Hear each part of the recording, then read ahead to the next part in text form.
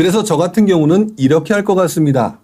치솟는 분양가라고 얘기를 했을 때 치솟는 분양가라고 얘기하는 부분 중에서 단타로 들어가시려고 하는 분들 같은 경우는 가능하면 누구나 말하는 상급지가 맞아 보입니다.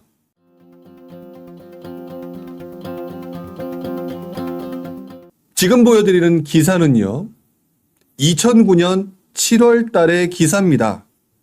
서울 지역 아파트 분양가 3.3평방미터당 한 평당 2천만 원 눈앞이라는 기사가 나와 있죠.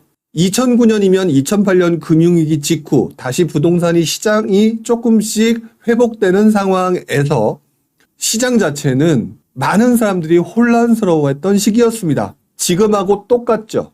그 이후에 떨어질지 오를지에 대해서 어느 누구도 정확히 알지 못했던 상황이었습니다. 자, 그런데 기사를 잠깐 보게 되면은요, 서울 지역의 아파트 분양 가격은 작년 금융위기 때죠.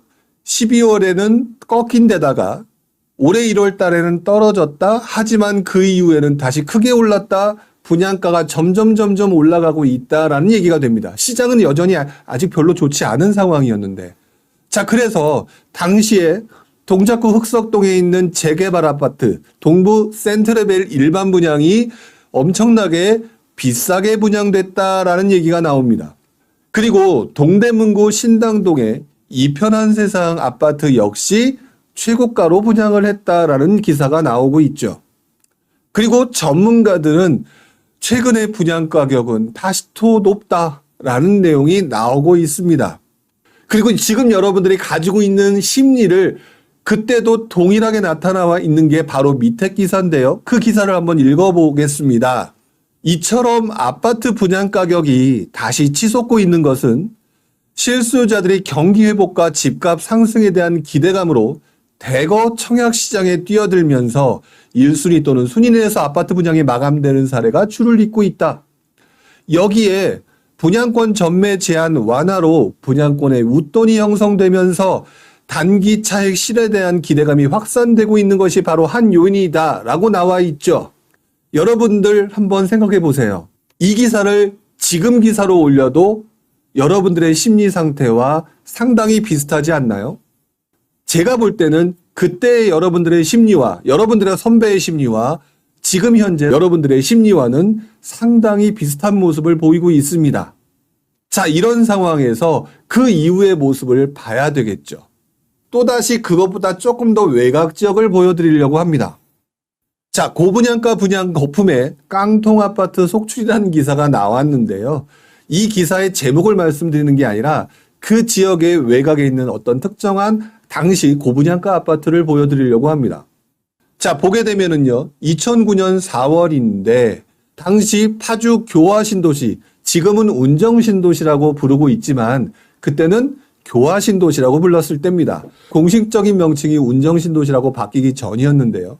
그때 할라비발디라고 하는 아파트가 분양을 했는데 엄청나게 고분양가라고 해서 아주 난리가 난 적이 있었습니다. 그리고 그 아파트는 청약이 완판이 되죠. 고분양가였음에도 불구하고 여러분들 중에 단기 시세 차익을 보시려는 분들이 접근을 했다라는 얘기고, 그래서 주변보다 비쌌던 아파트임에도 불구하고 많은 사람들이 들어가서 완판이 됐었다라는 얘기인데, 그 이후에 시장의 분위기가 꺾이면서 마이너스 프리미엄을 붙고 있다라는 얘기가 나오고 있죠. 자, 그 다음에 밑으로 내려가게 되면은요, 또 이런 얘기가 나옵니다. 판교 신도시 후강 지역으로 뽑혀온 지역, 바로 용인입니다. 용인 상현동 현대 힐스테이트라고 하는 아파트가 분양 당시 분양가를 조금 높게 책정을 했죠. 근데 여기도 마이너스 프리미엄이다라는 얘기가 나옵니다. 자, 이 말은 제가 무슨 말을 드리고 싶은 거냐. 당시 시장이 금융위기 직후에 놀랬다가 다시 살아나면서 많은 사람들이 다시 기회를 노렸습니다. 그리고 그 기회를 노리는 구간에서 나름대로는 괜찮은 곳들을 선택을 했겠죠. 그래서 누군가는 서울에 있는 재개발 아파트 고분양가임에도 불구하고 선택을 했었고요. 누군가는 고분양가이면서 조금 외곽 지역의 신도시라고 하는 곳 또는 판교 신도시의 후광을 얻었던 용인 상현지구라고 하는 곳들을 선택해서 여러분들이 단타 투자로 들어가신 분들이 그 당시에도 있었다라는 얘기입니다. 자, 그런데 그 이후에 예상과 다르게 시장은 2009년 9월 서울과 수도권 DTI 규제 강화로 인해서 꺾이기 시작을 했었죠. 그리고 보금자리 주택이라고 하는 싼 가격에 분양하겠다라고 하는 주택이 많아지면서 상당히 많은 사람들의 투자 수요가 사라져가는 모습을 보입니다. 자, 그랬을 때 전혀 예상치 않았던 상황이 만들어졌을 때 어떤 부분으로 시장의 흐름이 만들어졌는가를 보시게 되면은요. 지금 좀 전에 보여드렸던 곳, 고분양가라고 얘기했던 곳 중에서 서울 지역의 흑석동 한강센트레빌이죠. 그 다음에 지금 청구 이편한 세상 신당동에 바로 이런 곳들이 있습니다. 자, 보게 되면은 당시에 입주 전후로 시작을 해서 그 이후의 모습을 보게 되면 어떤 모습을 보이나요? 견디면서 바닥을 더 이상 크게 떨어지지 않고 유지되는 모습. 하지만 이 순간에도 분명히 이전 가격보다는 조금 더 싸거나 거의 유사한 가격으로 굉장히 오랜 시간 동안 유지되는 걸 보실 수가 있을 겁니다. 다시 말하면 큰 수익, 상승장 초중 중반대의 모습처럼 큰 수익을 보려고 했었던 상황에서도 오랜 시간 오르기는커녕 그 가격을 유지하기 급급했다라고 하는 게 하락장 또는 침체장의 모습이었다는 것이죠. 지금 우리가 잘 알고 있는 흑석이라든지 신당이라고 하는 청구역 주변 좋은 곳이잖아요. 그런 곳들도 꽤 오랜 시간 이런 상황이 만들어졌다라는 것들을 생각해 볼 수가 있다. 그렇다면 지금 베팅하시는 분들은 어떤 부분을 신경을 써야 되느냐? 올라가면 좋지만 어느 정도 내가 견딜 수 있거나 길게 보유할 수도 있다라는 상황을 기억해야 된다. 그렇게 해서 길게 보유했을 때는 말 그대로 장기 우상향이다라고 하는 부분이 여기서 그래프로 나타나게 되겠죠. 하지만 장기 우상향을 보고 그래서 오랜 기간 투자하겠다라고 들어가시는 분들은 의외로 많지 않을 겁니다. 그렇다면 지금 현재 투자를 하면서도 바로 이러한 구간들이 발생할 수 있다는 것들을 알고 대비하면서 투자하는 게 여러분들 입장에서는 어쩔 수 없을 때는 길게, 그렇지 않을 때는 짧게 수익을 낼 수 있는 것들에 대한 두 가지에 대한 생각을 갖고 들어가셔야 되겠죠. 그나마 이런 곳들은 우리가 흔히 말하는 우리 서울 불패역이 많이 나오죠. 입지가 굉장히 좋은 곳들이기 때문에 이게 가능한 것들일 겁니다. 자, 그런데 여기가 지금 제가 말했던 상현동 같은 경우는 심곡마을 광교 힐스테이트입니다. 그리고 지금 말씀드렸던 또 다른 파주 같은 경우는 야당동 한빛마을 한라비발디였죠. 그런데 이런 곳들을 보시게 되면 그나마 판교의 후광을 가지고 있었던 곳들은 생각보다 덜 떨어지는 모습을 보이고요. 또 한편으로는 분양가보다는 당연히 더 떨어지는 모습으로 나타나고, 그리고 그거 외에 특별한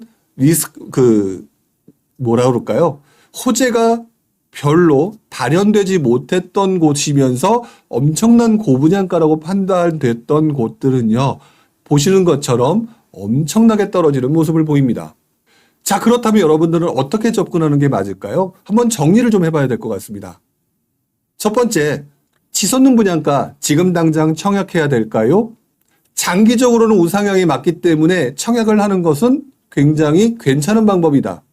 자, 그런데 여기서도 충분히 고민해야 될 부분이 있다. 왜? 상급지라고 하는 부분이 아까 보셨던 것처럼 장기적인 우상향이라고 하는 부분을 확실하게 보여줄 수 있는 곳이기 때문에 가능하면 장기 우상향이라고 하는 부분을 생각을 해야 되는 거고요. 그리고 하락이라고 하는 가능성에 대한 리스크까지도 생각하면서 길게 베팅할 수도 있겠구나라고 하는 또 다른 가능성에 대해도 생각을 해야 된다. 그런데 만약에 이런 부분들을 고려하지 않고 만약에 투자할 내가 가질 수 있는 투자 금액으로만 접근한다라고 했을 때에는 만약 외곽지 또는 애매한 곳으로 가는 경우에는 예상치 않았던 상황이 더 크게 맞물리면서 굉장히 오랜 기간 하락의 고통에서 빠질 수 있다라는 부분들, 이게 여러분들로 하여금 리스크라는 거, 이런 부분들을 꼭 기억을 하셔야 된다는 거죠. 그래서 저 같은 경우는 이렇게 할 것 같습니다. 치솟는 분양가라고 얘기를 했을 때 치솟는 분양가라고 얘기하는 부분 중에서 단타로 들어가시려고 하는 분들 같은 경우는 가능하면 누구나 말하는 상급지가 맞아 보입니다. 어쨌든. 근데 그 정도 낼 돈이 없다라고 생각하는 분들은 상급지를 가는 게 맞지 중급지나 하급지로 가면서 단타를 보기에는 굉장히 리스키한 부분이 있다. 그리고 정중급지 정도로 가겠다라고 얘기하는 분들은 분양권 투자를 해서 수익을 보는 구간들의 금액대를 굉장히 보수적으로 보시는 것들이 유리하다. 자, 그리고 하급지 정도를 보면서 투자를 하는데 단타로 들어가시려고 한다라고 얘기할 때는 철저하게 안전마진이 주변보다 굉장히 싼 곳을 찾거나 아니면 길게 보유할 수도 있다라는 생각을 항상 염두에 두지 않으면 급하게 팔아야 되는 낭패를 겪을 수 있다라는 거.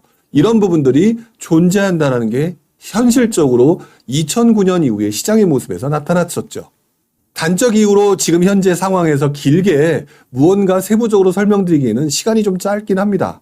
하지만 이 내용을 반복해서 보시면서 여러분들이 이렇게 그 지역들의 과거 정보나 상황을 보면서 한 번쯤 생각을 해보시고 그 다음에 무조건 고분양 앞가 아파트를 단타 매매로 들어가시는 시기는 지금은 절대 아니라는 거. 이 부분을 꼭 생각하시면서 들어가셨으면 좋겠다. 이런 말씀을 한번 드려봅니다.